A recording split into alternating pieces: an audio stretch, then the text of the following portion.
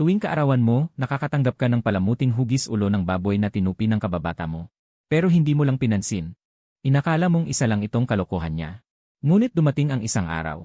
Nalaman mong sa likod ng mga biruan at tawanan, may nakatagong munting pagtingin. At puspos ng kagalakang damdamin. Maligayang kaarawan. Benji Santos. Balita ko may nobya ka na. Hindi ko akalain na mayroong talagang ganoon kahina ang panlasa. Sige, batiin na lang kita. Ayoko kang batiin. Benji Santos. Hindi ko maintindihan. Bakit tayo umabot sa ganito? Samantalang kilala na natin ang isa't isa mula pa nang ipanganak tayo. Ako ang nauna. Sa pagkalito, dinial mo ang numerong nakasulat sa pakete. Ngunit ang narinig mo sa telepono ay ang pagod na boses ng isang babaeng nasa katanghaliang gulang. Benji, huli ka na. Wala na ang batang iyon, 4 na taon na ang nakakaraan. Sinabi ng doktor na noong high school pa lang siya. Nagkaroon na siya ng matinding depresyon.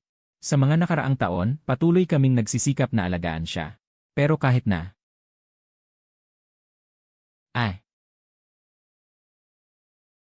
Impossible. Sigurado kang sulat kamay iyon ni Luna. Paano nangyari yon? 4 na taon na pala siyang wala.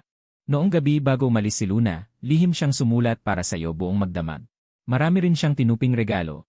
Ipinakiusap niya sa amin na ipadala iyon sa iyo taon-taon sa ganitong panahon. Sabi sa sulat pamamaalam. Maaga kang nawalan ng magulang. At ang iyong ugali ay kasing gulo niya. Nag-aalala siya na kung hindi siya maghahanda ng regalo para sa iyo, wala nang gaanong makakaalala ng iyong kaarawan. Hindi mo na matandaan kung sino ang unang nagbaba ng telepono.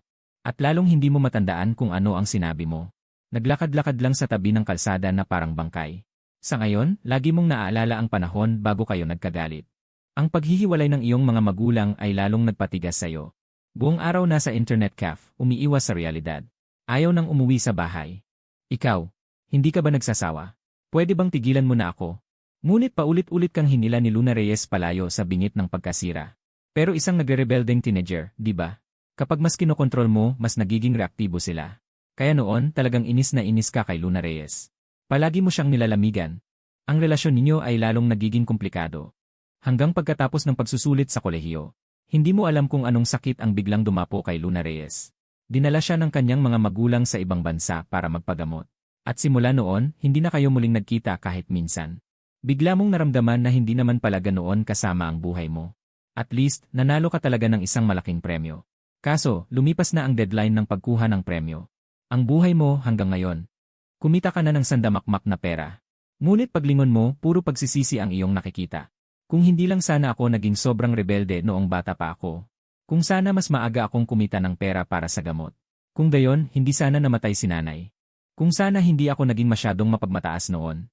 Kung sana hindi ko na lang masyadong inisip ang aking reputasyon. Kung gayon, hindi sana kayo nagkahiwalay ni Luna Reyes. Biglang hinila ka pabalik sa realidad ng isang malakas na busina. Anong nangyayari? Sa isang iglap, pakiramdam mo ay nakalubog ka sa malamig na tubig. Nararamdaman mo ang iyong kamalayan sa utak na unti-unting lumalabo at nawawala. Ang huling sandali na nanatili sa iyong isip ay isang pamilyar ngunit estrangherong likod. Isang dalagita na mahaba ang buhok ang naglalakad sa gilid ng kalsada, nakatalikod ang mga kamay. Pagkatapos ng ilang hakbang, lumingon siya ng mapaglaro. Pinilit mong panatilihin ang iyong diwa. Hindi mo alam kung bakit, ngunit gusto mo siyang makita ulit.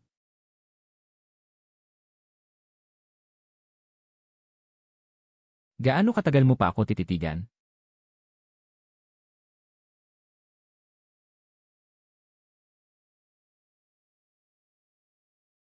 Luna Reyes. Madalas kong iniisip, kung hindi ko lang sana nakalimutang gawin ang aking takdang aralin noong araw na yon, magiging iba kaya ang lahat. Huwag kang magpanggap na tanga. Nasaan ang takdang aralin mo? Anong takdang aralin? Ngunit tila hindi ka binigyan ng pagkakataong magpaliwanag ng dalagita.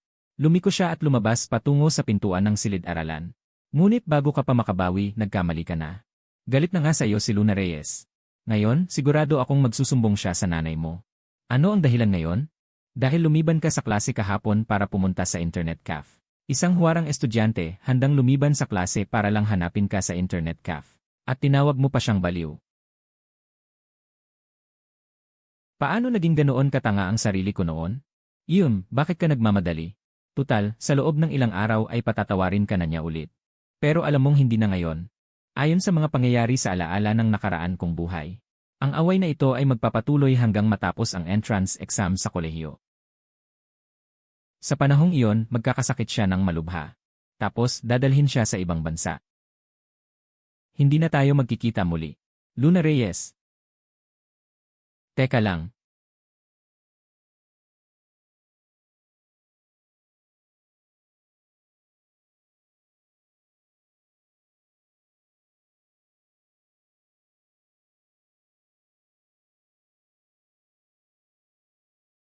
Benji Santos. Pakawalan mo siya. Ang dumating ay ang sikat na mayamang angkan sa maliit na bayang ito. Ang kaklase mong si Tonton Cruz. Per, hindi kanya kailanman binigyan ng pansin. Ngayon ay nagpapakita na ng huling liwanag. Hehe, kailangan pa bang tignan ang iyong mukha? At sa pagkakataong ito, unti-unting nakabawi si Luna Reyes. Gusto niyang kumawala. Pero ikaw, umalis ka nga dyan. Galit na ako. Malamig na nagbabala si Luna Reyes sa kanya. Nakatagilid ang mukha. Malamig pa rin ang tono. Kung hindi ka paalis, sisigaw na talaga ako. Ngunit ang nanginginig na boses at ang pulang tainga na nakalitaw sa pagitan ng kanyang buhok ay nagpapahiwatig na parang siya ay isang maliit na kuneho na humihingi ng awa. Kaya ganoon.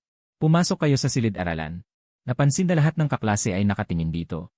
Mas lalong lumaki ang ulo ni Tonton Cruz. Binalaan kitang muli. Sa huling pagkakataon, siguradong pagsisisihan mo ito. Mamamatay na ako. Bakit pa kita napapanaginipan? Ang malas na bagay na ito ay naiiba sa mga nagtatakang manonood. Ang malambot na katawan ng babae sa harapan ay kapansin-pansing nanginginig. Benji, anong nangyari sa'yo? Hindi ito mahalaga. Luna, patawad. Sa susunod bago ka humingi ng tawad, tandaan na pakawalan muna ang babae. Hindi ito ang bagay na gusto kong paghinga ng tawad. Anong kaguluhan ito? Alam mo ba kung ilang araw na lang bago ang entrance exam sa kolehiyo? Habang tinitingnan ang guro na dahan-dahang lumakad patungo sa plataporma, saka mo lang napansin ang slogan sa itaas ng pisara. Ah, mukhang hindi pa naginip. Totoo ngang nabuhay akong muli. Ngunit ang biglaang kagalakang ito ay unti-unting napalitan ng pagkalito. Unang araw na mapahiya sa publiko, sige na nga. Nag-reincarnate pa. Bago mag-exam. Benji Santos. Anong ginagawa ninyo ni Luna Reyes dyan? Wala naman. Halos yakapin mo na siya. Sinasabi mo pang wala naman. Kung binuli ka, sabihin mo sa teacher. Tutulungan ka ng teacher na disiplinahin siya. Hindi niya ako binuli. Halos madapa siya kanina. Hindi sinasadyang nabangga ako. Sinadya talaga ni Benji Santos iyon. Nakita ko ng malinaw. Ano ba talaga ang nangyari? Teacher, ako ang biktima. Anong nangyari? Ako ang pinaka nakakaalam. Sige, bumalik na kayo at maghanda sa klase. Benji, pumunta ka sa harap at burahin ang pisara. Kaka-reincarnate ko lang, klase agad. Hindi pa sanay. Pero pagkatapos ng klase, agad mong nakuha ulit ang dating estado mo sa pag-aaral. Nakatulog ka hanggang sa tumunog ang bell sa pagtatapos ng klase. Hanggang 9:30 ng gabi. Nang makita mong umalis na ang katabi ni Luna Reyes na may dala ng bag, diretso kang umupo sa tabi niya. Luna Reyes, ano na naman ang gagawin mo? Nagulat si Luna Reyes nang marinig niyang tinawag mo siyang Luna. Hindi na niya maalala kung kailan mo siya huling tinawag ng ganoon. Dati, ako ang mali. Dahil noong bata pa tayo, nangako akong aalagaan kitang mabuti. Bakit bigla kang nagsasabi ng ganyan? Dahil gusto kong makipagbati sa'yo. Kahapon lang, sinabi mong ayaw mo na akong kausapin. At layuan kita. Ngayon, gusto mong makipagbati sa akin. Tanging taong sobrang tanga at walang alaala lang ang magpapatawad sa'yo. Pagkatapos niyang magsalita, medyo nagsisi siya. Dahil 2 o 3 taon na rin siyang hindi mo nakakausap ng ganito kaamo. Pero nang maalala niya ang galit na galit mong mukha kagabi, nakaramdam siya ng kirot sa puso. Dahil nagpaalam siya para hanapin ka sa internet cafe. Pinagalitan na siya ng husto ng advisor. Pero nang makita ka niya, sinabi mo namang hindi mo siya kilala. Sinigawan mo na naman ako. Kaya lalo akong nagalit. Pagtalikod ko, lumabas ako ng pinto. Bakit ka sumusunod sa akin? Ihahatid kita pa uwi. Alam mo, kung talagang galit sa iyo ang isang babae, hindi siya magsasayang ng kahit isang salita sa iyo. Kaya naman, dahan-dahan ka lang na sumunod sa likod ng babae. Pero seryoso ang tono mo. Takot ka sa dilim. Hindi ba't ako naman lagi ang naghahatid sa iyo mula pagkabata? Mula pagkabata, nawala iyon nang mag-high school ka. Naguluhan ka. Pakiramdam mo, tila may halo-halong sama ng loob sa tono ng babae. Pwede bang ihatid kita araw-araw? Ikaw ang may-ari ng mga paa mo. Kung sabihin kong hindi pwede, may silbi ba? Bigla kang natigilan. Bigla kang napangiti. Isinukbit mo ang bag mo at sumunod. Katulad ng alaala ko. Hindi nga siya iba ang babaeng maghahanda ng mga regalo sa kaarawan mo bawat taon bago siya umalis. Mabuti na lang at hindi pa huli ang lahat. Sandali, ano ba ako? Kakain ba tayo ng chicken fillet? Ililibre kita. Kasi sa alaala mo, isa ito sa pinakapaboritong pagkain ni Luna Reyes noong estudyante pa siya. Dati, tuwing ililibre mo siya, masaya siya ng matagal. At tama nga, bagamat hindi nagsalita ang babae. Nagkunwari siyang walang pakialam. Pero nakatungo pa rin siya. Palihim na lumipat sa tabi mo. Maliit na bahagi, 3 piso. Malaking bahagi, 5 piso. Kung gayon, kukuha ako ng malaking bahagi. CJ.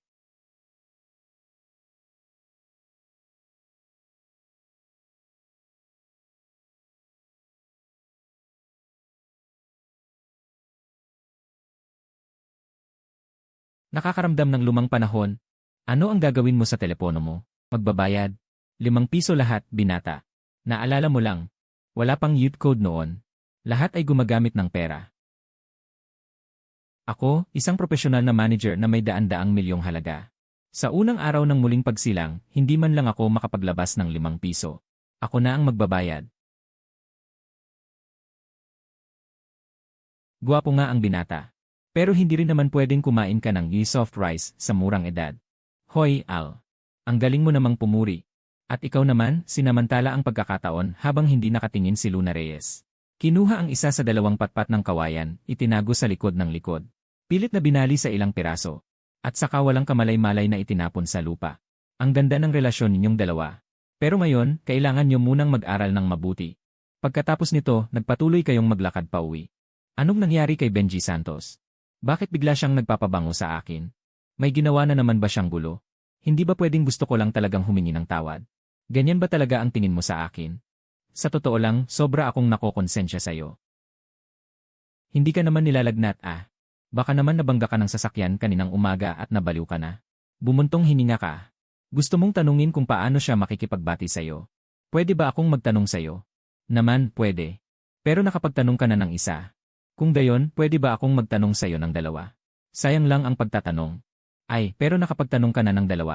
Kung gayon, pwede ba akong magtanong ng 4? Yelen, pero nakapagtanong ka na ng 4. Luna Reyes, nasa iyo ba ang aklat sa matematika? Kailan ko tinanong ang ika-4 na tanong? Ako. Bakit ngayon bigla kong nararamdaman na ako ang nabaliw dahil sa aksidente? Ginastos ang pera ko para bilhan ako ng chicken fillet. Nakakaramdam pa rin ng kasiyahan. Pero ang pakiramdam na ito ay talagang nakakamiss. Ilang sandali pa. Sa wakas, nagising ka. Kinawayan ng babae.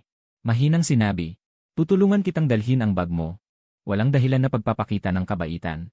Bakit mo naman tinatawag na walang dahilan na pagpapakita ng kabaitan? Lahat ito ay pagsisikap ko para makipagbati sa'yo. Sige na, sige na. Sa'yo, mula sa paaralan hanggang sa bahay ay mga 10 minutong lakad lang. Malapit na kayo sa gate ng komunidad. Sinamantala mo ang pagkakataon. Mabilis na sinabi. Pahingi naman ako ng kagat. Dahil bata ka pa lang, mahilig ka ng mangagaw ng pagkain niya. Hindi naman tumanggi ang babae. Tumingin si Luna Reyes sa bag. Sinusubukang maghanap ng isa pang bamboo stick. Bakit wala? Naalala ko binigyan si Auntie ng 2. Palaging manipis ang balat ng taong ito. Bakit tila nagbago siya ngayon? Nananaginip ka kumain ka mag-isa. Bitbit ko ang bag mo. Ang bigat ng bag mo kaya hindi mo maiunat ang iyong kamay. Ang tagal ko nang naglalaway. Talaga bang malupit ka? Hindi pa rin pwede. Nagamit ko na ito. Baliktarin mo ang bamboo stick. Gamitin ang kabilang dulo, di ba? Tiningnan mo siya na parang tanga. Biglang naisip ni Luna Reyes na may katuturan ito. Hindi na nag-isip pa, ginamit niya ang hawak niyang dulo upang isaksak ang isang piraso ng chicken strip. Dahan-dahan itong inabot sa iyong bibig. Ang mahinhin na dalaga. Ang nasa isip niya ay ayaw niyang mag-indirect kiss sa bastos na ito. Nakalimutan niya na hindi niya pala plano na pakainin ka. Benji Santos, ikaw na bastos. Ang ganitong pag-umpisa. Naaalala mo na ang susunod ay ang pagkurot sa malambot mong laman o pagtapak sa iyong paa. Ganito na mula pagkabata. Nang makita ang babae na talagang gagawa ng aksyon, tumakbo ka. Sa wakas ay nagkaroon ng pagkakataong magsimulang muli. Gusto mo ring bitawan ang lahat ng kalituhan. Isang beses pang maging bata. Dahan-dahan lang kayong 2. Masama ang batang ito na si Benji Santos. Mula pa noong nagsimula sa kindergarten, madalas niyang pinaiinis si Luna Reyes na hinahabol siya. Ngunit ang ganitong kagalakan ay hindi pa nakikita sa loob ng ilang taon. Ang dalawang bata ay lumaki na pala ng ganyan kabilis. Benji Santos, huwag kang tatakbo. Habulin mo ako. Ngunit kailangan kong sabihin. Ang 18 taong gulang na katawan ay napakabisa. Pagod na si Luna Reyes. Ngunit puno ka pa rin ng enerhiya. Tulad ng sa alaala. Talagang tumakbo si Luna Reyes ng 2 hakbang at hindi na makatakbo. Ganap na mahina sa pisikal. Hindi ka pa nakahabol mula pagkabata. Ako. Bakit pa? Hindi pa nabubuksan kung inumin o hindi. Ayoko ng tubig mo. Tinigilan ni Luna Reyes ang pangangaral. Ikaw ay nakatungo lamang at inayos ang iyong paghinga. Matagal bago mo itinaas ang iyong mukha. Inilagay ang iyong buhok sa likod ng iyong tenga. At medyo nahihiyang sinabi. Benji Santos, may gusto akong sabihin sa'yo. Ano ang sasabihin mo? Halika muna rito. Nakikita ang pag-aalinlangan ni Luna Reyes. Hindi mo namamalayang sumunod at bumaba sa hagdan. Ngunit mabilis kang natauhan. Ang pagkukunwari ni Luna Reyes na malamig at hindi maabot ay para lamang sa iba. Kapag kinukurot ka niya sa malambot mong balat, wala siyang awa. Nang makita niyang hindi kanya madala sa panunukso, hindi alam ni Luna Reyes kung bakit may kirot ng kalungkutan sa kanyang puso. Hindi niya ito maunawaan sa sandaling iyon, kaya't hindi na niya inisip pa.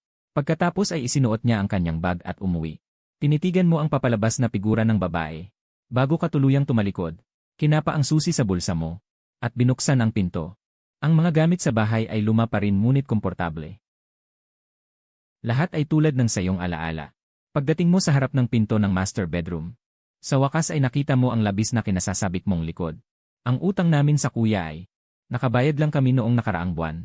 Hindi na kami makakautang pa sa kuya. Pangit ang sinabi ng pangalawang kuya at hipag noong nakaraan. Siguro ayaw na nilang magpautang. Pero kailangan pa ring subukan. Hindi dapat bawasan ang panggastos ni Benji. At malapit na ang kaarawan ni Benji. Kailangan naming magtipid ng pera mula sa ibang lugar. Para bilhan siya ng regalo.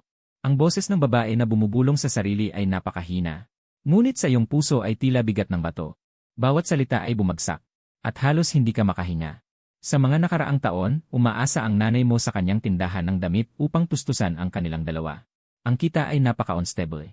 Kapag may buwan na mahina ang benta, kailangan niyang isipin kung sino ang hihiraman ng panggastos. Nakikita ang likod na ito na sa panaginip mo lamang nakita sa nakaraang buhay. Matagal kang nanahimik, bago ka nagsalita ng medyo naninibago. Ma, nakauwi na ako. Ikaw bata ka, bakit wala kang tunog kapag naglalakad? Ginulat mo ako. Medyo tulala ka saglit. Dahil sa panahong iyon, wala pang kulubot ang mukha ni nanay. At lalong wala pang puting buhok na dulot ng pag-aalala sa pagtataguyod ng pamilya. Bakit ka nakatulala? Wala po, bigla ko lang pong naramdaman na mas gumanda si nanay. Sabihin mo na, anong gulo ang ginawa mo sa eskwela? Pauwiin na naman ba si Ginang Mylen Santos, ang magulang mo? Anak mo, taos-pusong pinupuri ka. Hindi ba natin pwedeng huwag sirain ang sandali? Kapag may ginawa kang gulo lang, saka mo lang ipinapakita ang ganyang ekspresyon. Simula pagkabata, wala po talaga. Nanaginip lang po ako. Napanaginipan ko na sa hinaharap, wala akong silbi. Nagkasakit ka pa dahil sa akin. Wala rin akong pera para ipagamot ka. Ang mga panaginip ay pawang katang isip. Gaano ka nakalaki? Nanaginip lang, umiiyak pa rin. Mag-ingat ka, baka hindi ka magkaasawa. Siguro dahil sa pagkakonsensya. Pakiramdam ko ay sobra akong nagkasala sa'yo. Ako ang nanay mo, magagalit ba ako sa'yo dahil sa ganitong bagay? Basta malusog ka lang, sapat na sa akin yon. Kailanman ay hindi ko hiningi na maging matagumpay ka. Pero ang pagkain mo, pinagaan mo ba ang loob ko? Kumakain ka lang ng kaunting subo araw-araw. Ang hindi nakakaalam, ay akalain na magiging immortal ka. Sa aking alaala, si nanay ay palaging ganoon kadaldal mula pagkabata hanggang ngayon. Ngunit sa unang pagkakataon, napakinggan mo siya ng ganito kahusay. Pagkatapos kumain, nakita mong nakangiti si nanay. Tumayo siya at tatakbo na naman para tingnan ang mga account. Mabilis kang nagsabi, Nay, magpahinga na po kayo. Ako na po ang kikita sa hinaharap. Hindi na po kayo mahihirapan. Naku! Lumalaki na ang anak ko. Lumalaki na ang mahal ko. Hihintayin kita, anak. Bumuntong hininga ka sa iyong puso.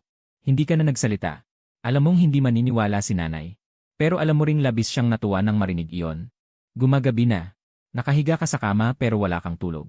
Muli mong kinuha ang iyong cellphone at binuksan ang chat ninyo ni Luna Reyes. Bukas ng umaga, huwag mong kalimutang hintayin ako. Sabay tayong pupunta sa eskwela. Ihahatid kita gamit ang bisikleta ko. Bukas ay walang pasok dahil sa monthly break. At saka Benji Santos, sa iyong pagsasalita. Pakitandaan ang iyong mga salita. Hindi tayo gaanong magkakilala. Dahil hindi tayo magkakilala, kaya nga gusto kitang ihatid. Gusto talaga kitang makipagbati. Hindi lang naman sa salita, ano ba sa tingin mo? Hindi mo ba talaga pag-iisipan? Tignan natin ang iyong pagganap. Hindi ba babasa, simulan mo sa hindi pagpunta sa internet cafe. Yenel, ang tapang mo.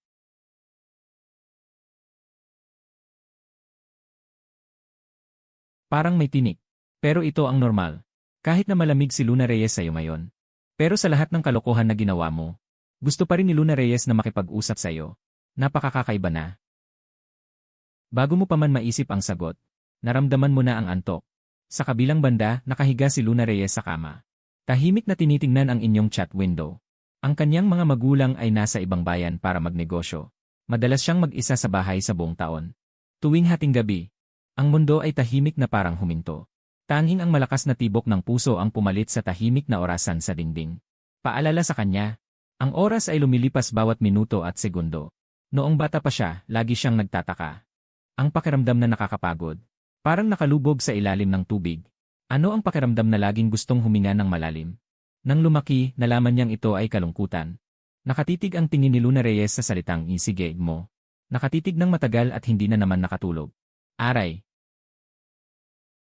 Hindi ko kaya.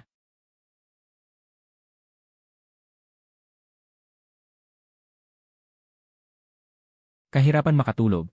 Napanaginipan na naman ang mga nangyari noong bata pa siya. Masakit ba? Huwag kang umiyak. Hindi talaga masakit. Huwag mong gagawin ulit yan. Ha? Sino ang nagsabi na lagi ka nilang tinatawag na ligaw na bata? Simula ngayon, sa bawat beses na sabihin nila yan, susuntukin ko sila. Sa totoo lang, imposibleng manalo kung isa laban sa marami. Pero may sarili kang pamamaraan. Random na pipili ng isa at bugbugin hanggang mamatay. Basta magpakita ng lakas. Kahit ikaw pa ang pinakamalubhang na sugatan sa huli. Ang katapat ang tiyak na matatakot. Dahil dito, ang grupong ito ng mga lalaki ay naglakas loob lamang na bulihin si Luna Reyes kapag wala ka. Hindi ako batang kalye. May nagmamay-ari sa akin. Busy lang si mama at papa kamakailan. Alam kong kapag pinakasalan kita, wala nang mga api sa'yo. Talaga?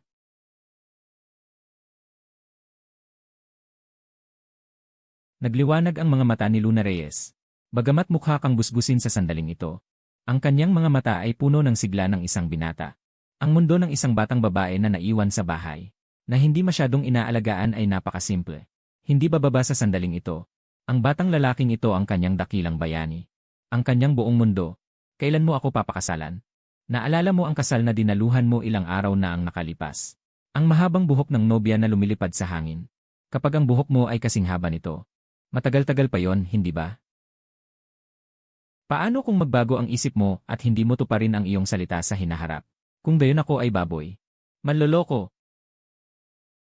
Inaapi mo ako. Napaka-reincarnate na ako. Bakit pa rin ako nananaginip na binaharang ng uluru sa tulay? Anong oras na? Tulog ka pa rin? Bumangon ka na, magsipilyo, maghilamos at kumain. Na, tuwing tanghali ng holiday, uwi si mama para lang ipagluto ka. Bagamat madalas na mahirap ang pamilya, hindi ka naman pinabayaan sa pagkain at damit. Ang tanghalian ay napakasarap. 4 na putahe at isang sabaw, napakarami naman. Napakabait mo kamakailan. Ang iyong gantimpala. Halos kalahating buwan nang hindi tumatawag ang iyong guro. Para pagsabihan ka. Karapat-dapat purihin, ma. Bakit ganyan ang pananalita mo, parang nang inis? Ang dami mong satsat. Kumain ka na. Ang dami mong satsat. Kumain ka na. Yehey. Ganito, magpadala ka ng mensahe kay Luna. Tanungin mo siya kung pupunta siya. Ang batang yan ay mahilig din kumain nito simula pagkabata, sige na. Si Luna ay isang mabuting bata. Hindi lang responsable, maganda pa. At kilalan niyo na ang isa't isa. Huwag kang araw-araw, Hindi ba tiyayain lang natin siya kumain? Anong big deal doon? Pumayag ka na. Hindi mo pinansin ang gulat na tingin ni nanay. Yumuko at kinuha ang telepono. Naghanda si nanay ng chicken wings na may cola para sayo. Halika sa bahay namin para mananghalian. Hindi po, tanong ni tita. O ikaw ang nagtanong kay nanay? Salamat po, tita. Pero nagluluto na po ako. Sayang naman kung hindi ko kakainin. Kaya sinagot siya ng dalaga sa tono na karaniwan niyang ginagamit kay Mylen Santos. Sa matamis at kaibig-ibig na paraan. Paano kung ako ang magtanong? Hindi ako pupunta, sige na. May kaunting pagkakaiba sa tono. Isang maliit na pagkakaiba, hindi niya masabi. Sa totoo lang, hindi naman talaga mahilig si Luna Reyes sa cola chicken wings. Para lang makakain ka ng mas madalas. Simula pagkabata, ganoon na ang sinasabi. Pagkatapos kumain, gaya ng dati, pumunta si nanay sa tindahan para magtrabaho.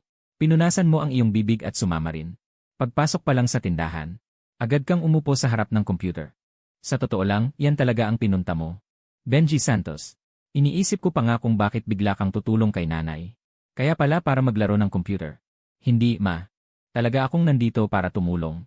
Alam mo ba ang Taobao? Iyon ay online shopping, ano ang pipiliin mo? Sa madaling salita, hindi mo na kailangang intindihin yan. Ipagpatuloy mo lang ang pagnenegosyo. Ipaubaya mo na lang sa akin ang lahat. Hehe, nanay. Naniniwala ako sa'yo. Sa totoo lang, hindi niya ganoon naisip ang lahat. Medyo hindi rin niya maintindihan kung ano talaga ang gusto mong gawin. Sa internet na ito na hindi nakikita o nahahawakan. At hindi nagtitiwala. Siya, pakiramdam lang niya, ang anak niyang dati Suwail ay sa wakas nagpakita ng kasipagan. Hindi niya dapat pigilan ang iyong kasiglahan. Hayaan mo siyang gawin ang gusto niya. Kahit gumuho ang langit. Nandyan pa rin si nanay, talagang lumaki na ang anak ko. Kailangan mong magpahinga ng maayos. Ang paggamit ng internet ay paggamit ng internet, ngunit ang katawan ay huwag mong pababayaan. Matagal nang malaki ang anak mo. Ma, pagkatapos nating kumain sa gabi, maghanap tayo ng lugar para mag-aral ha. Kahit ilang taon na ang lumipas. Nakita mo pa rin agad na naghahanap ka ng internet shop. Anong mag-aaral? Pupunta sa bookstore para magbasa.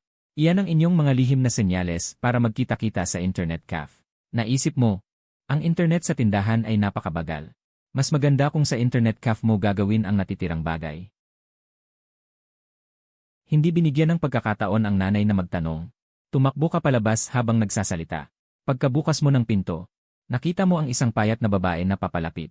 Nagulat ka, si Luna Reyes. Bakit narito si Luna? Sa tindahan ng damit, pinaupo ng nanay si Luna Reyes. Ang mga mata niya ay puno rin ng pagmamahal sa dalaga. Siya at ang ina ni Luna Reyes ay matalik na magkaibigan mula pagkabata. Si Luna Reyes ay pinalaki niya rin mula pagkabata. Sa kanyang paningin, para na itong sarili niyang anak. Nasa business trip si nanay sa Lingnan kamakailan. May espesyal na produkto doon na flower cake. Alam niyang mahilig kayo sa ganitong bagay. Ipinadala niya ang ilan ha. Malapit na kayong mag-high school graduation. Sinabi ba ng mga magulang mo kung kailan sila babalik? Nasa ibang bansa pa si tatay. Hindi rin siguro babalik si nanay. Sabi niya may krisis sa pinansyal kamakailan. Maraming trabaho sa kumpanya. Kailangan niyang subukan ang kanyang makakaya, hindi na nagsalita ang nanay. Hinaplos lang niya ang ulo nito. Nang makita mong tinutulungan ng dalaga ang iyong nanay na buksan ang packaging. Naalala mo ang nakaraan, naaalala mo pa noong bata ka, kung may masarap na pagkain. Siya ang laging unang tatakbo para bigyan ka. Kung hindi lang ako naging ganoon kasama nitong mga nakaraang taon. Si Luna Reyes, ngayon ay kusang bibigyan ka rin ng parte, tama ba? Ito ang bigay ng nanay ko para sa'yo. Agad lumiwanag ang iyong mga mata. Ito ang pinakapaborito mong pagkain mula pagkabata. Ang bait talaga ni Tita Liu sa akin. Alam niyang gusto ko ito. At pinadala pa talaga. Hindi niya alam na hindi mo pa ito nababanggit sa kanya.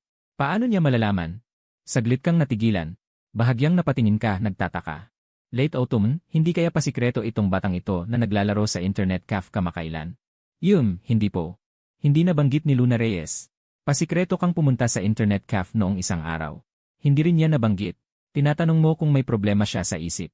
Hehe, mabuti kung ganun. Pareho kayo sa isang klase. Tulungan mo akong bantayan siya. Ay, teka nga pala. Kung may senyales ng maagang pag-ibig itong batang ito, sabihin mo rin sa akin. Hahampasin siya ni tita hanggang mamatay. Gusto lang niyang maglaro. Imposibleng magkaroon ng maagang pag-ibig. Kapag lumaki na rin si Luna, kailangan ding maging maingat sa pakikisalamuha sa iba. Iba ang babae sa lalaki. Kailangan mas maging maingat sa pagpili ng kasama. Kahit na ang mga kabataang lalaki ngayon ay ubod ng tamis sa salita. Pero kapag nasanay na sa matatamis na salita, hindi pa rin lubusang kilala ang ugali. Yinan, at ang pag-ibig ay hindi lang sa dalawang tao. Kailangan din bigyang pansin ang pamilya ng isa't isa. Dahil mula nang magkamalay siya, maingat siyang inalagaan ni Mylen Santos. Kaya naman seryosong nakikinig si Luna Reyes ngayon. Masunuring isinasaulo sa isip. Hindi man lang napansin na may kakaiba. Matapos magdaldal sandali, tumayo si nanay at sinabing bibili siya ng prutas para sa amin. Iniwan kami sa tindahan upang magbantay. Agad na mayani ang katahimikan. Tiningnan ni Luna Reyes ang iyong profile. Nag-isip ng sandali.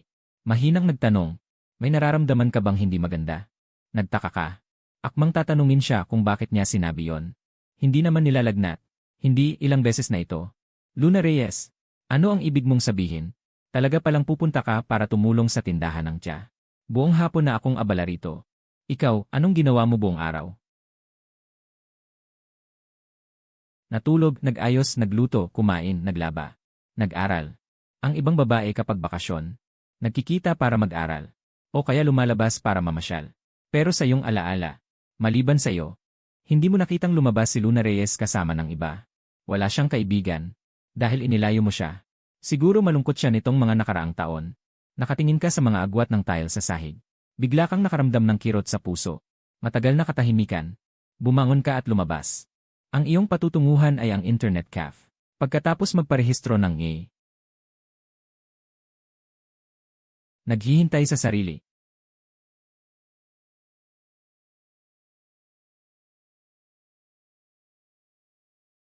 Baisi, anong ginagawa mo? Halika, maglaro tayo. Abala ako sa pagkakakita ng pera. Bakit pakiramdam ko bigla kang nagbago? Bakit bigla kang naging masikap maghanap buhay? Hindi mo pa nararanasan ang pakiramdam ng kawalan ng magawa. Hindi mo maintindihan ang pakiramdam na hindi makalikom ng pera para ipagamot ang nanay mo sa nakaraang buhay. Ayaw mong maranasan iyon muli. Pagkatapos ng mahigit 1 oras na pagtatrabaho, sa wakas ay naisabit mo na ang lahat ng magagandang damit sa tindahan. Ngayon, kailangan ng umangat sa ranggo. Madaling makapasok sa leaderboard. Maglabas lang ng pera. Pero ang pera ang problema. Nagkalkula ka. Para makapasok sa isang leaderboard, kailangan ng hindi bababa sa 30,000 yuan. 30,000 yuan noong 2008. Saan ka kukuha noon bilang isang estudyante ng senior high? Baisi, bilisan mo, magtago ka. Sinundan mo ang itinuro niyang daliri. Kuryosong tumingin. Sa maingay na internet cafe, biglang lalong umingay. Wow, ang ganda ng babae. Walang emosyon na lumina ang babae. At pagkatapos magkatitigan kayo ay dahan-dahan siyang lumapit. Wala kang pakialam sa mga usapan sa paligid. Nagsisimula akong maghinala na baka may inilagay silang tracking device sa akin. 2 beses kong nakasalubong si Luna Reyes ngayong araw. Bakit ka narito? Benji Santos, niloloko mo na naman ako.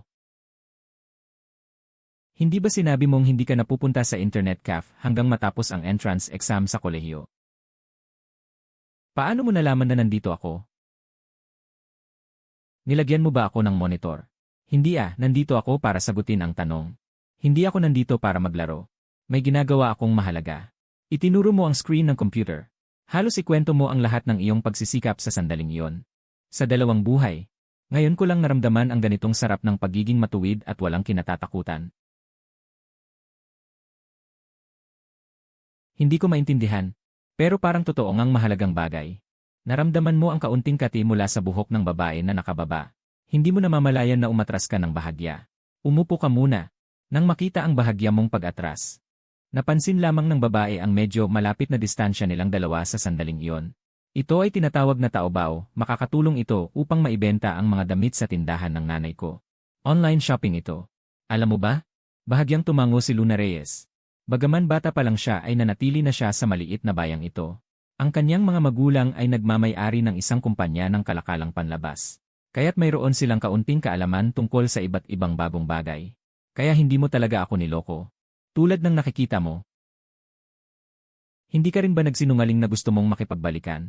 Mabilis na natabunan ang boses ng babae ng iba pang ingay sa internet cafe. Kung hindi ikaw, pakinggan mong mabuti ngayon. Baka hindi mo talaga marinig ang mga salitang iyon. Kung gayon, sigurado kang panatag na ang loob mo, di ba? Umuwi ka na agad. Magdidilim na ng tuluyan. Medyo masaya ka pa. Para sa sarili mong isip bata noon. Ang ganitong pag-ugali ni Luna Reyes ay parang asawa.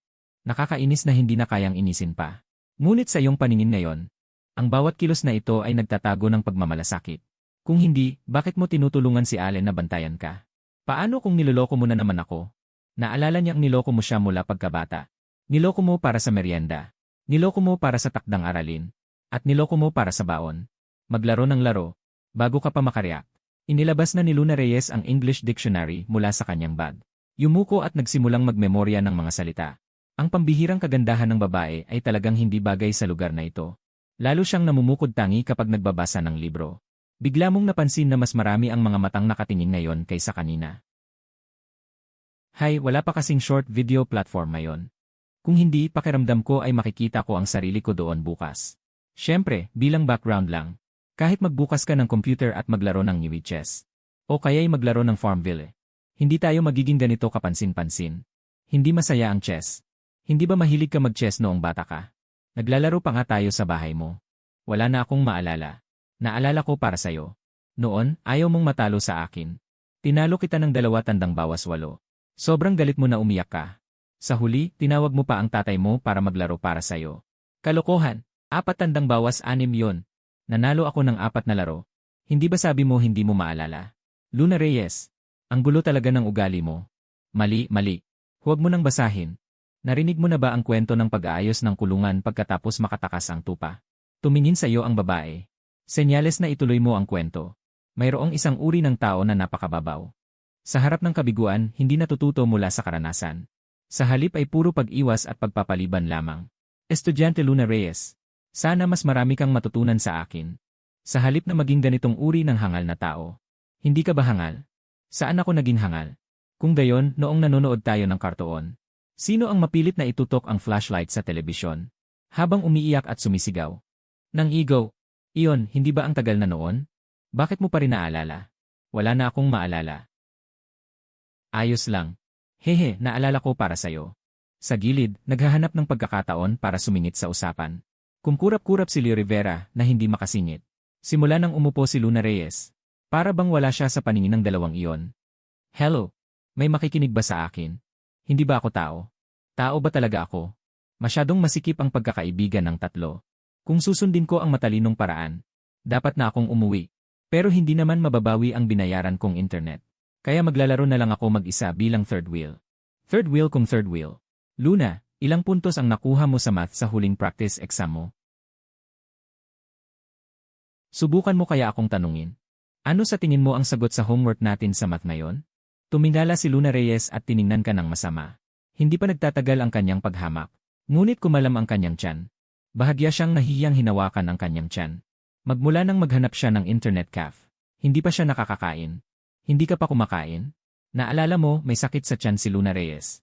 Noong bata pa siya, madalas siyang umiiyak dahil sa pananakit ng tiyan. Gayunpaman, nang sasabihin mo sana ng buong tapang. Ako na ang bahala at ilabas mo ang iyong kamay sa bulsa. Napansin mong ubos na ang pera mo. Tumingin ka sa mesa at nakita mong nakabukas na ang 2 in-order na kanin na may pata. Ang isa ay ang kinain mo. Tiyak na hindi kakain si Luna Reyes. Kung ibibigay mo ang hindi pa nabubuksan kay Luna Reyes, gugutumin si Leo Rivera. Yun, sasagutin ko lang ang tawag.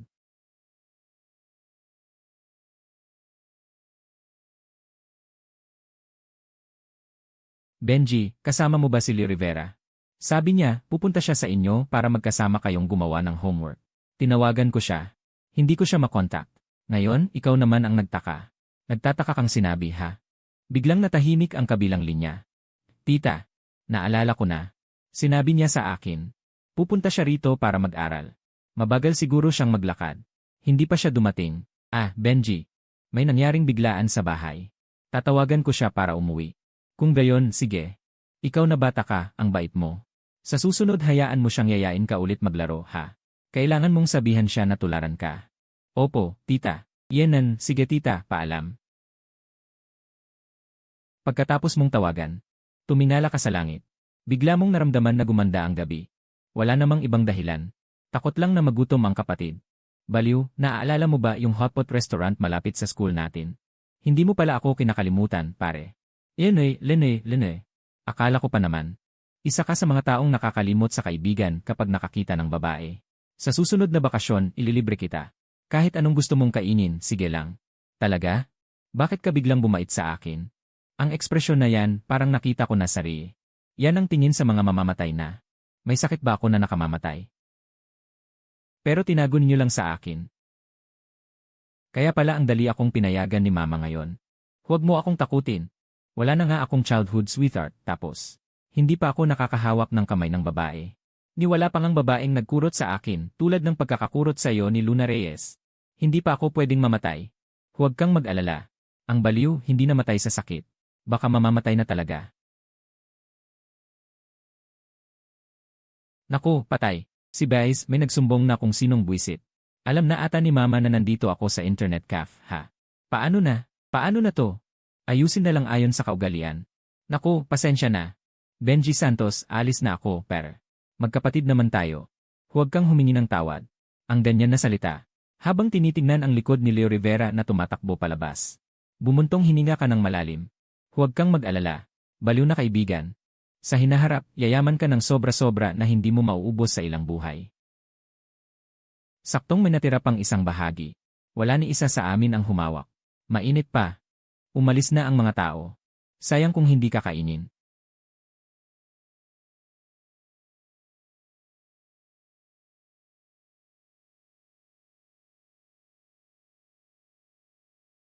Ang sarap sa pakiramdam. Ay, pagod na pagod ako.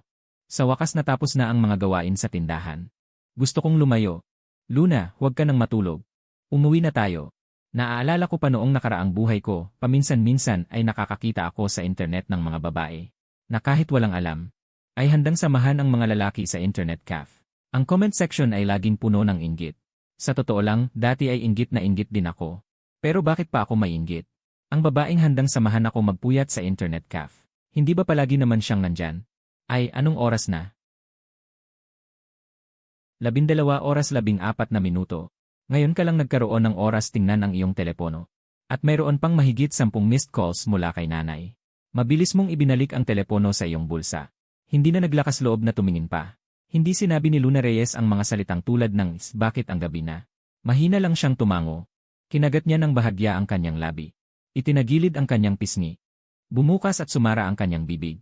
Halatang may gustong sabihin. Walang anuman. Ipinikit ni Luna Reyes ang kanyang mga mata. Mabilis siyang huminga ng malalim. Bigla siyang ayaw magpasalamat. Bukod sa amoy ng usok sa paligid. Nararamdaman mo na tila may bahagyang bango ang kanyang jacket. Hindi maikakaila. Ang mga babae ay tunay na kamangha-manghang nilalang. Magkasunod kayong dahan-dahang lumabas ng internet cafe. Ilang hakbang pa lang ang nalalakad. Naku po. Anong klaseng takdang aralin ito? Tiyak na hindi mo ito sinulat. Mayroon pa. Ang hindi makapagpasa bukas ay paparusahan ng 1 linggong nakatayo. Huwag kang masyadong mag-isip. Sinabi rin ng guro na kakausapin ang mga magulang. Ako, salamat. Ngayon ay palitan na. Natigilan si Luna Reyes. Nakatingin ng mataman sa iyong likod. Bakit ka palaging sumusunod sa akin? Bilisan mo. Ikaw mismo ang nagsabi. Kinainisan mong sumama ako sa'yo. Patawad. Humihingi ako ng tawad para sa dating ako. Paghingi lang ba ng tawad? Ano pa ang gusto mo? Pwede mo ba akong saktan? Kung iyan ang magpapasaya sa'yo. Halatang nagulat si Luna Reyes. Tahimik na sumunod sa tabi mo. Hindi kayo nagsalita sandali. Tumingala ka. Bigla mong napansin na makikita mo pa rin ang mga bituin ngayon. Hindi mo alam kung ilang taon ka nang hindi nakakita ng bituin. Nakakita ka na ba ng bulalakaw? Kasama mo na ako simula pagkabata. Sa tingin mo, ayos. Nagtatanong ng hangal na tanong. Maliban sa akin, hindi ko pa nakita na may nakasama kang iba. Sa pagsasabi nito, biglang bumigat ang pakiramdam. Hindi ko alam kung dahil ba sa palagi siyang binubuli noong bata. Si Luna Reyes ay laging malungkot simula pagkabata. Para hindi na masaktan, tahimik niyang inilayo ang lahat sa kanya. Natural lang na wala siyang kaibigan. Bilang ang tanging taong pinagkakatiwalaan niya. Nitong mga nakaraang taon ay palagi ko siyang iniiwasan. Wala rin ang kanyang pamilya sa tabi niya. Sa mga panahong ito, anong klaseng buhay kaya ang pinagdadaanan ni Luna Reyes araw-araw? Kung pwede lang, dapat mo talagang subukang makipagkaibigan. Pero magiging malungkot ka. Hindi ba't gusto mong makipagbati sa akin?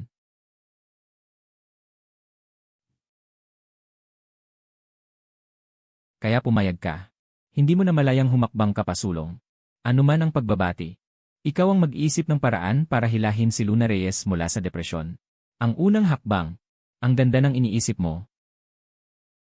Ang malawak na kalsada ay wala pang 500 metro. Kung gusto mong makauwi ng maaga, kailangan mong dumaan sa eskinita. Makipot at mahaba ang eskinita. Napakadilim pagkatapos mawala ang liwanag ng buwan.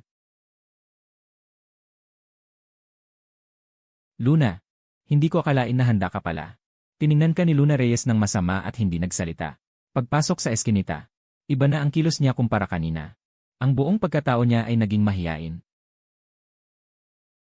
May tao. Tingnan mong mabuti. Pusa yan. Talaga? Kung ipipilit mong tao yan, sige. Wala siyang Tandaan mong ayusin para sa kanya. CJ, ganito na lang. Mauna ka. Susundan kita sa likod. CJ, ang mga takot sa dilim ay laging gustong maging mapagmatsyag at makinig sa paligid. Sa huli, ito ay dahil sa takot sa hindi alam. Sa ganitong paraan, kailangan lang ni Luna Reyes na pagtuunan ng pansin ang daan sa harapan. Dapat mas gumaan ang pakiramdam niya. Anong tunog yon?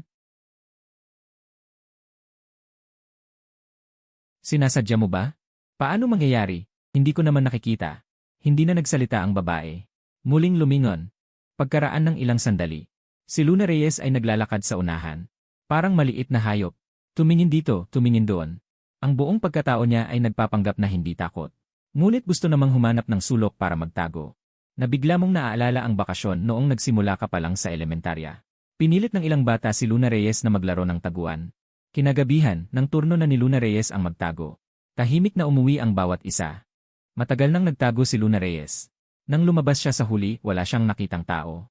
Ganap nang dumilim, kaya hindi na siya naglakas loob na dumaan sa daan pauwi. Sa huli, sinundo pa rin siya ng nanay mo para kumain. Nalaman na wala pala ang batang babae sa bahay. Agad kang hinila palabas para hanapin siya. Nang matagpuan siya, ang maliit na batang babae ay nakayakap na sa kanyang mga tuhod at umiiyak sa ilalim ng ilaw ng post ng ilang oras. Dahil sa insidenteng ito noon, pinagsabihan mo ng husto ang mga batang lalaki. Ang nanguna ay namamaga ang mukha ng mahigit kalahating buwan. Hindi inaasahan. Mula noon hanggang ngayon, ang daming taon na ang lumipas. Napangiti ka ng bahagya. Kalaunan, unti-unting nanigas ang ngiti sa kanyang mukha. Mula sa paaralan papunta sa internet cafe. O mula sa internet cafe pauwi. Kahit gaano pa kabilis, abutin pa rin ng higit 10 minuto. Kalahati ng oras ay kailangan niyang manatili sa maliit na eskinita. Walang ni isang ilaw sa buong daan. Sa mga nakaraang taon, tuwing gabi hinahanap siya ni Luna Reyes sa internet cafe.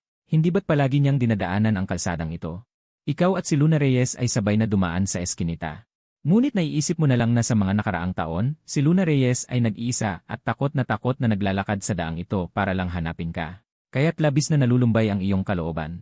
Kalaunan ay sumama ang iyong loob. Pagdating sa subdivision, nakatayo si nanay sa gate ng subdivision at naghihintay. Ang tagpong ito ay nagdulot sa iyo ng kaunting pangungulila. Noong bata ka pa at lumabas kayo ni Luna Reyes para maglaro. Dito rin naghihintay sa inyo si nanay. Pero noong bata pa, hanggang dapit hapon lang kayo naglalaro. Ngayon ay halos alauna na ng madaling araw. Siguro ay mapapagalitan kayo ng husto. Bakit ang gabi niyo nang umuwi? Kung hindi lang ako lubos na nagtitiwala kay Luna, na ang anak ko at ibang babae ay naglalaro sa labas hanggang madaling araw, ay pagdududahan ko na may ginawa ang batang ito. Nakarapat dapat putulin ang kanyang mga binti. Wala kang masabi sa pagkakataong ito. Ang pagpunta mo sa internet cafe ay para sa mahalagang bagay. Dahil sa totoo lang, kahit ikaw mismo ay hindi maniniwala sa sinabi mo. Nagsusulat ng takdang aralin? Kayo bang dalawa ay magkasama? Nandoon din naman si Leo Rivera kanina. Hindi ba't pwede naman siyang umuwi ng mas maaga sa atin o sa bahay ni Luna para magsulat? Bakit kailangan pang lumabas? Ang tanong na iyon ay agad na nagpatahimik sa inyo. Sa sandaling iyon, hindi nyo alam kung paano sasagutin. Si Luna Reyes sa tabi ay nakayuko sa buong oras. Ni isang salita ay hindi nagsalita. Naku, hindi ka man lang marunong magsinungaling. Kailangan mo pa ring magsulat sa bahay. Walang pakiramdam. Habang inihahatid si Luna Reyes pauwi, pakiramdam mo ay puno ng pagdududa ang tingin ni nanay sayo. Nanay, anong klaseng tingin yan? Baka naman pinaghihinalaan mo kaming dalawa na maagang nagde-date. Hindi ah. Feeling ni nanay, hindi ka type ni Luna. Naibenta na ba ang mga damit sa Taobao? Ha? Bakit mo naman inassume?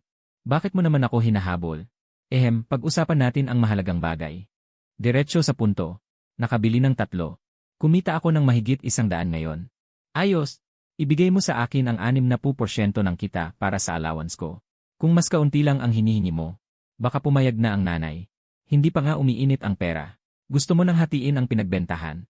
Sa totoo lang, mas maganda ang benta kaysa sa inaasahan ko. Patunay lang, ang e-commerce noon ay talagang kumikita. Ngunit para baguhin ang kapalaran ng tindahan ng damit na ito, hindi pa rin sapat ang dagdag na kita. Kailangan pa rin natin kumita ng malaki, ma. Mayroon ba tayong 30,000 sa bahay? Gusto mong malaman ang totoo o ang hindi totoo? Ikaw na lang ang bahalang maghanap ng paraan. Na-reincarnate ka na nga. Hindi mo pa rin papayagan si nanay na manghiram sa mga kamag-anak.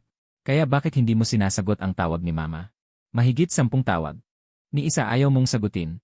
Alam mo ba kung gaano ako nag-alala? Hindi ko inaasahan. Binalik na naman ni Mama ang usapan. Lumingon ka nang marinig mo. Mahigpit na ang hawak ni Mama sa kamao niya. Ma, tinulungan kita ng malaki kanina. Dapat hindi na ako mabubugbog, di ba? Ang hindi pagsagot lang naman ng telepono ay ang paglabas kasama ang babae hanggang madaling araw. Hindi lang sinagot ang tawag. Parang gusto ko nga ng bugbog. Pero kahit na anong mangyari, ang hapon na ito ay tiyak na pagbabayad puri. Kaninong anak ito? Para mabuhay. Kaya niyang tawagin ang kanyang ina ng Mama. Kinabukasan, ang maagang pag-aaral sa paaralan ay nagsisimula ng 6 oras 40 minuto. Nakaset ka na ng alarm ng alas 6. Gusto mo lang umidlip sandali. Ngunit nang imulat mo ang iyong mga mata, alas 6 oras 30 minuto na. Hindi mo na nagawang ayusin ang iyong sarili. Patakbo kang bumaba ng hagdan. Sumakay ka sa electric bike at nagmadaling pumunta sa paaralan.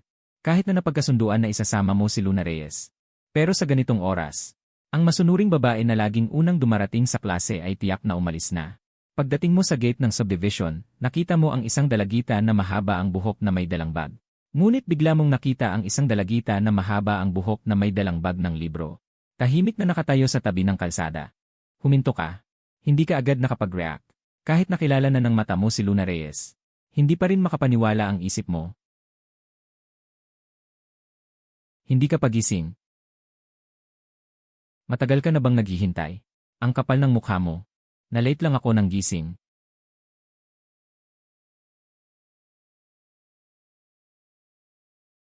Ay, 6 oras 36 minuto na. Mukhang malalate tayo. Ito ang unang beses sa buhay ko. Alam mo ba?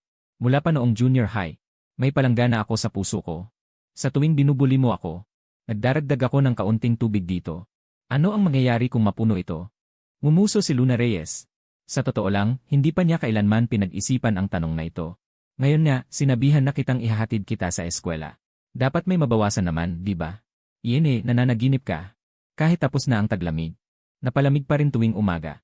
Ang taong ito, sinabi lang na ihahatid niya ako. Pinaghintay niya ako ng mahigit kalahating oras. Namamanhid ang tenga at mukha ko sa lamig. Mabuti na lang kung hindi ako magdaragdag ng tubig. Gusto pa niyang bawasan ko. Akala niya madali akong bulahin. Buti na lang at hindi mo ako hinintay. Medyo malamig pa rin ngayong umaga. Mula pagkabata, madalas kang magkasakit. Mahina ka at hindi makatiis sa lamig. Hindi kaya nanigas na talaga ako sa lamig. Bakit biglang nanginginig ang buong katawan ko, pati ang puso ko? Sige na nga, sige na nga. Bawasan ko na lang ng kaunti. Kaunti lang. Na-late na tayo. Bilisan mo. Malate kung malate. Halata na hindi ka pa sanay. Medyo mahirap siguro sa una. Masarap kapag nasanay ka na. CJ, bakit? Malalaman mo mamaya. Bilisan mo, malapit na tayo. May karelasyon ka ba? Siguro hindi. Sa loob ng 3 taon, ang mga nagsulat ng liham pag-ibig kay Luna Reyes. Kung pumila, abot sila sa gate ng eskwelahan. Nakita mo ba siyang pinansin ang sinuman? Tahimik. Sabihin mo, bakit ka nahuli? Na-flat ang gulong ng kotse sa daan. Nadapa ako. Sa huli, dahil pa rin sa huli ka dumating. Hindi naglaan ng sapat na oras. Malapit na ang pagsusulit sa kolehiyo. Talagang kumikita ang e-commerce ngayon. Ilagay ang takdang aralin sa mesa ng guro. Pagkatapos, bumalik ka na sa upuan mo. Huwag na itong mangyari ulit. Pwede rin ba ito? Hay naku, Luna Reyes. Nahuli ka rin pala. Nagulat ang babae nang matauhan siya. Sinamaan ka niya ng tingin bilang pagkondena. Pero hindi niya inaasahan nang inisyan mo lang siya. Wala kang ipinapakitang pag-aalala para sa kanya. Nakakainis na Benji Santos.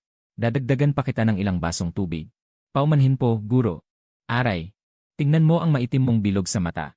Nagpuyat ka na naman siguro kagabi sa pag-aaral. Araw-araw kulang sa tulog. Normal lang na minsan makatulog ka ng sobra. Huwag mong masyadong bigyan ng pressure ang sarili mo. Magpahinga kung kailangan magpahinga. Kung saan ka nahihirapan, sabihin mo agad sa guro.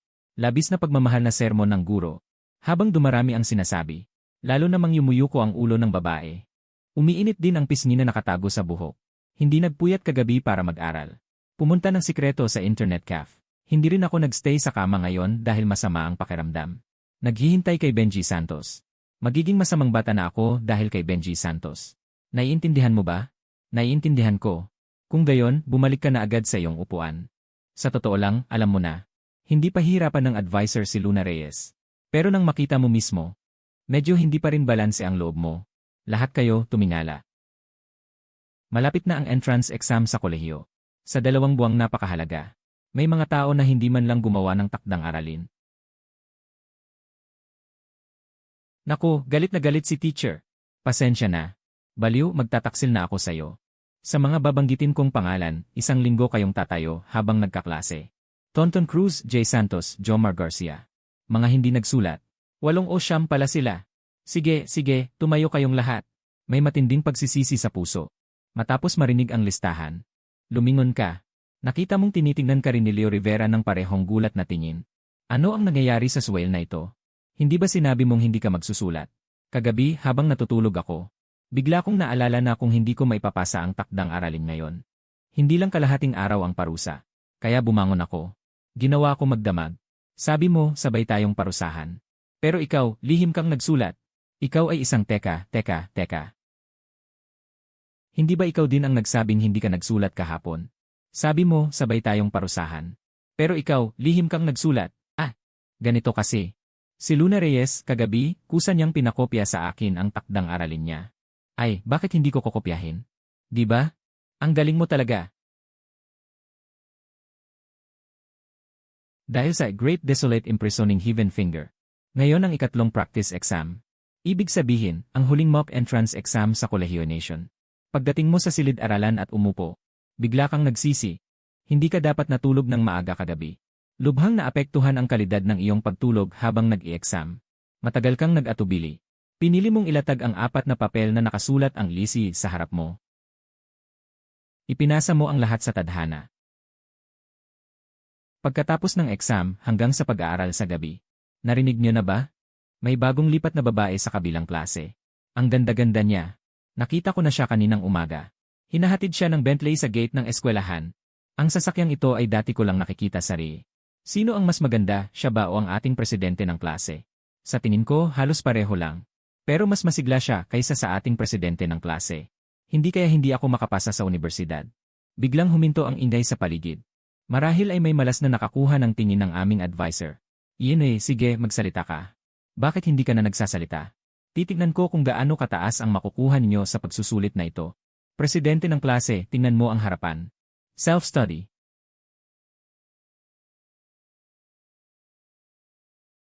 Walang kamalay-malay na tumingin sa iyo si Luna Reyes.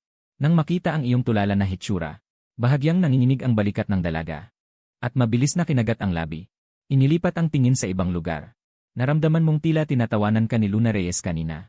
Kaya't kumunot ang iyong noo. Sa wakas ay nabuhay ka na. Para kang nasira pagkatapos ng math exam. Bakit hindi ka sumasagot kapag tinatawag ka? Baliw, pwede mo ba akong tulungan mag-aral ng physics at math? Ha, nabaliw ka na ba sa math exam? Ako ang pangatlo sa pinakamababa sa science sa klase natin. Ay, hindi na maaasahan ang taong ito.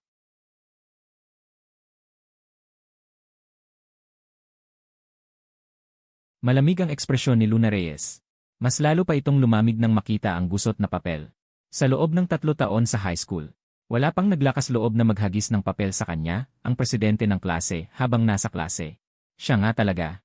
Hindi napansin ng dalaga na lumambot na ang kanyang ekspresyon. Sinulyapan ang paligid. Kinumpirma na walang nakatingin sa kanya. Kaya yumuko at sumulat dito. Pagkatapos ay walang emosyong inihagis sa'yo.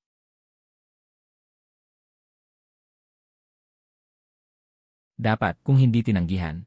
Kalahati ay pumayag. Presidente ng klase, gusto kong mag-aral ng mabuti. Kung gayon, mag-aral ka. Pero marami akong hindi alam. Kung kailan ka may libreng oras. Pwede mo ba akong turuan?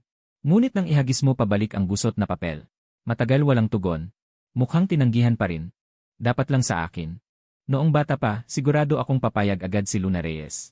Tumingin sa dalagang nakayuko pa rin at gumagawa ng problema. Pagkatapos ng ilang sandali, bumaba si Luna Reyes mula sa plataporma. Dapat ay bukas pa ipamamahagi ito. Pero ngayon ay mas maaga. Habang dumadaan sa tabi mo, tahimik na inilagay ng dalaga ang hawak niyang dosenang libro sa iyong mesa. At saka nagpatuloy na para bang walang nangyari. Curious kang nagbukas at tumingin. Ito ang mga notebook ni Luna Reyes sa lahat ng asignatura. Maliksi at maayos ang sulat kamay ng dalaga. Ang mahalagang punto ng kaalaman ay isinulat gamit ang makukulay na panulat. At sa bawat pahina ay may iba't ibang kulay ng maliliit na sticky notes na malinaw na naghihiwalay sa bawat kabanata. Kahit ngayon, kaya mong basahin at intindihin kahit paano. Kaya mo. Kung hahanapin mo ako, lagi akong may oras ha. Bumalik si Luna Reyes sa pagkakaupo sa plataporma. Nang makita kang nakangiti doon, muli siyang tumingin sa iyo ng masama. Bakit ka tumatawa? Mukha kang tanga. Presidente ng klase, bumaba ka at kausapin mo siya. Pwede naman tayong magbingi-bingihan, Na, gusto ko ring sabihin. Huwag kang mag-alala, presidente ng klase. Bulag ako. Wala akong nakikita. Sa 3 taon sa Anjing High School. Ito ang unang beses na ginamit niya ang kapangyarihan niya bilang presidente ng klase ng walang pahintulot. Sa wakas ay natahimik ang mga usisero. Doon pa lang nakahinga ng maluwag ang dalaga. Humiga sa plataporma. Nakapatong ang noo sa braso. Nagpanggap na magpapahinga. Kinagat niya ang labi niya. Lihim na tinitingnan ang papel na ginamit nilang dalawa sa pag-uusap. Tinitingnan mo ang tanong sa harap mo. Pakiramdam mo ay malapit ng makalbo ang buhok mo sa sandaling iyon. Bigla mong napansin na may bahagyang nakaharang sa ilaw. Yenan, bakit ka bumaba? Hindi ka ba natatakot na panoorin nila doon? Wala naman akong dapat ikahiya. Kahit na ganito ang sinasabi niya. Mas mahina pa rin ang boses ni Luna Reyes kaysa sayo. Parang magnanakaw. Kaya, anong tanong ang hindi mo maintindihan? Ang ganitong uri ng arithmetic sequence na tanong ay halos pare-pareho lang naman. Hindi mo namamalayang lumunok ka. 1,452. Matagal nang immune sa maladyosang kagandahan ni Luna Reyes. Ang tagpong ito ay napakaganda pa rin na para bang hindi mo nakilala. Maya-maya pa, sinimulan na ng dalagita na isulat ang kanyang mga solusyon sa test paper. Hindi ito maginhawa ngayon. Ipapaliwanag ko muna sa iyo ang ilan. Ang natitira ay sa susunod na lang kung magkaroon ng pagkakataon. Pagkatapos sabihin yon, natigilan muli si Luna Reyes. Anong nangyari sa'yo? Okay ka lang kanina, hindi ba? Ang sakit ng tiyan ko. Hindi pwede. Hindi ko na kaya. Kailangan kong hanapin si Sir Lito. Para magpaalam. CJ. Umupo ka. Ano ang gusto mong ipaliwanag ko sa'yo? Matematika na lang siguro. Tapos na ang exam sa matematika. Bukas ay practice exam lang. Practice exam lang naman bukas. Ang layunin ko ay makakuha ng mas maraming puntos sa entrance exam sa kolehiyo. Kaya pareho lang kung ano ang pag-aralan ngayon. Mas mabuting magpunan ng mga pagkukulang. Hindi ko inaasahan na makakapagsabi ka rin minsan ng mga makabuluhang bagay. Sa silid-aralan, tinitingnan ng dalawa ang parehong test paper. Malamig ang mukha ng babae. Nakatuon ang tingin. Ngunit malambing ang tono. Dahil sa otoridad ng presidente ng klase. Nang makita ng mga babae sa klase ang ganoong ayos ng dalawa, nahihiya silang. Muling magtawanan ng malakas. Pagkaraan ng ilang sandali. Presidente ng klase, hindi ko alam ang problemang ito sa physics. Nasa itaas ang opisina ng guro sa physics. Pumunta ka roon at magtanong sa kanya. Tingnan mo, dito ginagamit ang kinetic energy theorem.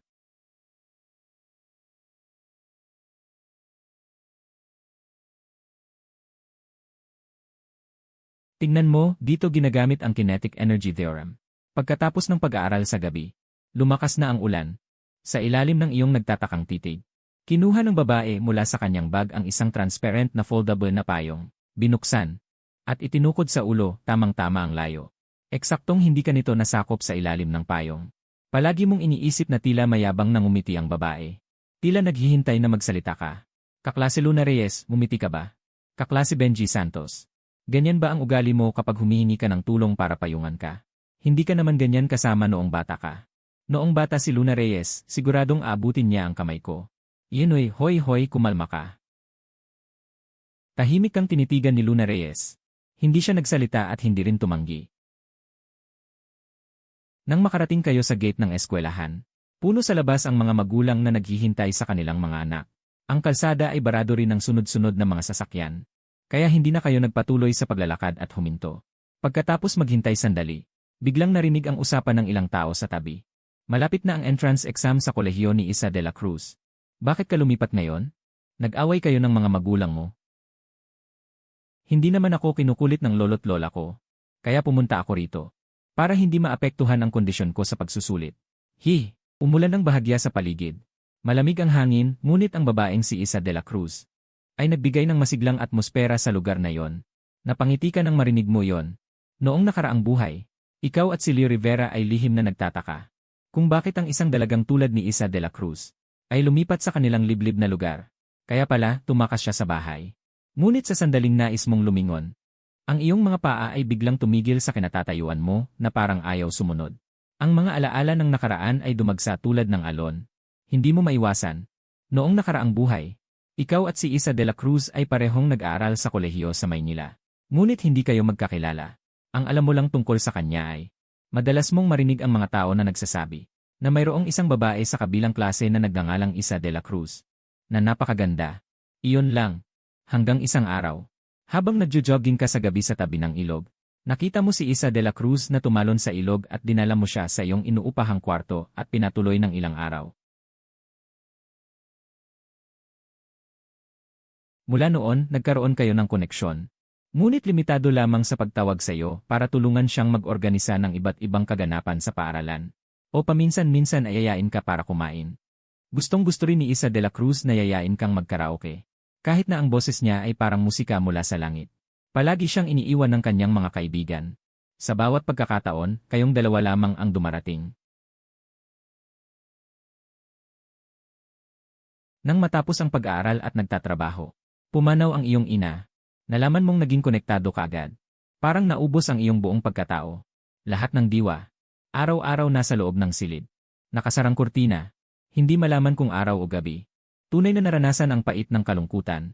Ang tanging mensaheng natatanggap araw-araw ay iba't ibang uri ng scam text. Nang marinig ito ni Isa de la Cruz, agad siyang lumipad mula sa ibang bansa patungong Yanjing upang alagaan ka. Binili ng dalaga ang inuupahan mong bahay. Naging bago mong kasama sa bahay. Palaging nasa kabilang silid. Sinamahan ka ni Isa de la Cruz na lampasan ang mga sandaling gusto mong kitilin ang buhay. Noong 2 taon na yon, kung hindi ka inalagaan ni Isa de la Cruz, pakiramdam mo ay hindi ka na umabot pa. Kalaunan, bumalik sa kasalukuyan mula sa alaala. Tahimik mong tiningnan ang tagiliran ng mukha ni Isa de la Cruz. Ang ngiti ng dalaga ay napakaliwanag. Puno ng sigla ng kabataan ang mukha niyang may collagen. Walang anumang problema sa mukha. Muli mong naramdaman na napakabuti ng muling pagsilang. Sa panahong ito, hindi pa nag-away si Isa de la Cruz at ang kanyang mga magulang. Dahil sa pilit na pananatili sa Yanjing upang samahan ka. At hindi pa siya naging isang mayaman na dalaga na nagtitipid araw-araw. Naging isang taong lumipat sa Beijing na bihirang kumain sa salya bilang pagpapabuti ng buhay. Marami akong utang sa iyo sa nakaraang buhay. Ngunit kahit papaano ay iniligtas ko ang iyong buhay. Magkapareho na tayo. Mayroon pang isang palabas sa sinehan ngayon. Manood tayo ng Sin. Ang nakakatakot na pelikula ba yon? Pwede bang huwag mo na lang akong pahirapan? CJ, kung gayon, alis na ako at sasabihin ko ulit. Masaya akong nakita ka, Jenen. Masaya rin akong nakita ka. Habang nagsasalita, bahagyang sumulyap si Isa de la Cruz. Tahimik niyang sinulyapan ang papalayong likod mo at ni Luna Reyes. Masayang masaya ako.